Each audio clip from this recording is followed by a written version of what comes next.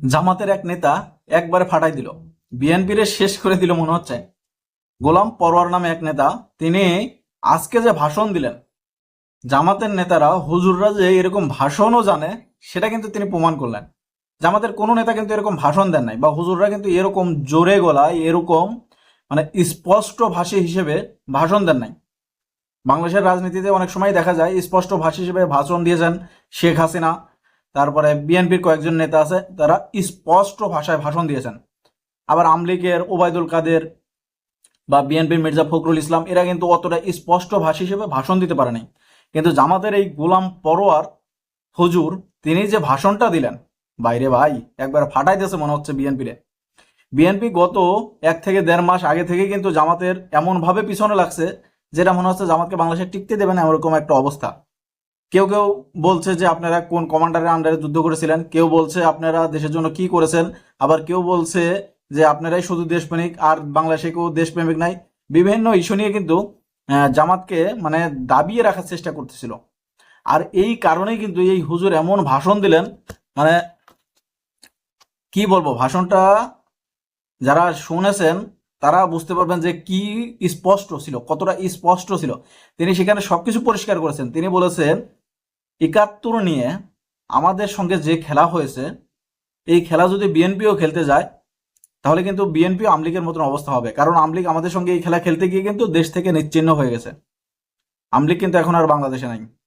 আমলিগের নেত্রী, আমলিগের সভাপতি সবাই কিন্তু এখন দেশের বাইরে। তা বিএনপিও যদি এই খেলা আমাদের সঙ্গে খেলতে যায় তাহলে কিন্তু বিএনপির পরিণতিও আমলিগের মতন হতে পারে। তিনি কিন্তু সাবধান করলেন, মানে ওয়ার্নিং দিলেন। তিনি মানে স্পষ্ট ভাষায় বলেছেন এই কথাগুলো।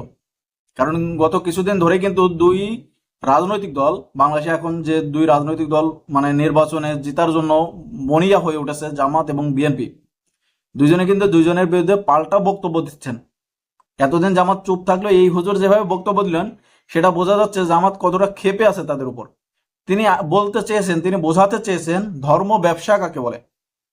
তিনি বলেছেন আমরা ধর্ম ব্যবসা করি না, ধর্ম ব্যবসা করে তারাই যেসব হুজুররা সারা বছর মসজিদে যায় না, যেসব মুসল্লিরা, যেসব মুসলমানরা কিন্তু এই নির্বাচন আসলে নির্বাচনে জেতার জন্য হুজুরের ভান ধরে, মুসলমান প্রকৃত ইমানদার হওয়ার ভান ধরে, তারা টুপি পাঞ্জাবি পরে মসজিদে গিয়ে মসজিদের মেম্বারে দাঁড়িয়ে ইমামের পাশে দাঁড়িয়ে বক্তব্য দেয়, দোয়া চায় মানুষের সঙ্গে রাস্তাঘাটে দেখা হলে মুসাফা করে, মনাকা করে। তিনি কিন্তু এই কথাই বলেছে যে তারা ধর্ম ব্যবসায়ী, আমরা ধর্ম ব্যবসায়ী না। আমরা সারা জীবন সারা বছর পাঞ্জাবি টুপি পরে থাকি, আমরা সারা বছরই নামাজ পড়ি, আমরা শুধু এই নির্বাচনে জেতার জন্য নামাজ পড়ি এটা না। তিনি এভাবে কিন্তু ধর্ম ব্যবসার সংজ্ঞা দিলেন বা ধর্ম ব্যবসার জবাব দিলেন। তিনি 71-এর জবাব ওইভাবে দিয়েছেন যে 71 নিয়ে আমাদেরকে বিভাজন করতে গেলে, আমাদেরকে আমাদের উপর দোষ চাপিয়ে আমাদেরকে দাবিয়ে রাখতে গেলে আপনাদের অবস্থা সেরকম হবে। তাই এই হুজুর যেভাবে বক্তব্যগুলো দিল, এতে এখন বিএনপি কি বক্তব্য দেবে? কারণ বিএনপির কয়েকজন বড় বড় নেতা, যুগ্ম মহাসচিব রুহুল কবির রেজভী, মহাসচিব মির্জা ফখরুল ইসলাম আলমগীর, তারপরে মির্জা আব্বাস, তারা কিন্তু বিএনপির সর্বোচ্চ স্তরের নেতা। তারা যেভাবে জামাতকে কটাক্ষ করে কথা বলেছিল, আর জামাত এখন যখন মুখ খুললো তখন তারা কি বলবে, এই কথাগুলোর এই ভাষাগুলোর জবাব তারা কি পরিমাণে দেবে বা কি ভাষায় দেবে?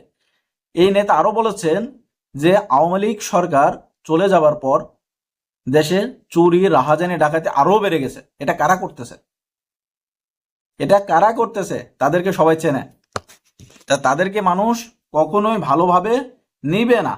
এই কারণেই তারা আমাদের উপর বিভিন্ন দোষ চাপিয়ে দেওয়ার চেষ্টা করতেছে। তা আপনারা সবাই তো জানেন যে চুরি, রাহাজানি, ডাকাতি দেশে আইনের শাসন কোনোটাই কিন্তু এখন হচ্ছে না। যে যার মতন এগুলো করে যাচ্ছে। কেউ কেউ আছে নির্বাচনে আগেই ক্ষমতা দখল করে নিয়েছে, সে কিন্তু সেটাই বোঝাতে চেয়েছে জনগণকে, বা তার সামনে যেসব কর্মীরা ছিল, তার সমর্থকরা ছিল, তাদেরকে বা দেশবাসীকে। তাই এই কথাগুলো যদি এখন বিএনপি রিয়াকশন দেয় তাহলে কি বলবে তারা? তারা কি দ্বন্দ্ব জড়িয়ে যাবে, নাকি একে অপরকে মুখ দেখবে না, সেরকম একটা অবস্থা তৈরি হবে? আমার মনে হয় সেরকম একটা অবস্থা তৈরি হয়ে গেছে। কারণ দা কুমড়ার মতন অবস্থা তৈরি হয়েছে এখন জামাত এবং বিএনপির। জামাত ছিল বিএনপির খুবই কাছের মিত্র, সেই জামাত এখন বিএনপির মানে শত্রুতে পরিণত হয়েছে, এরকম মানে দেখাই যাচ্ছে। তাদের কথাবার্তা কিন্তু এরকমই প্রমাণিত হচ্ছে। হয়তো মানে মুখোমুখি হয় নাই, কিন্তু আলোচনায়, সমালোচনায়, সভা, সেমিনারে কিন্তু এগুলো স্পষ্ট। এই নেতা আরো বোঝাতে চেয়েছেন যে ফ্যাসিবাদ চলে গেছে, ফ্যাসিবাদ হাসিনা চলে গেছে, কিন্তু ফ্যাসিবাদের কণ্ঠস্বর কিন্তু অন্যদের ভিতর দেখা যাচ্ছে। সেটা কারা? সেটা এ দেশের জনগণ বুঝে গেছে, এ দেশের জনগণ জেনে গেছে। সেটা তিনি কাকে লক্ষ্য করে বললেন?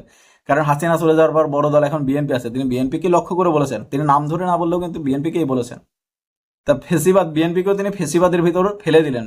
তিনি বললেন যে এরা ওই ফেসিবাদ কায়েম করার জন্য এখন দেশের সাধারণ মানুষের উপর চাপ সৃষ্টি করতেছে, বিভিন্ন ধরনের মন গড়া কথা বলতেছে, আমাদেরকে নিচে রেখে চাপে রাখার চেষ্টা করতেছে।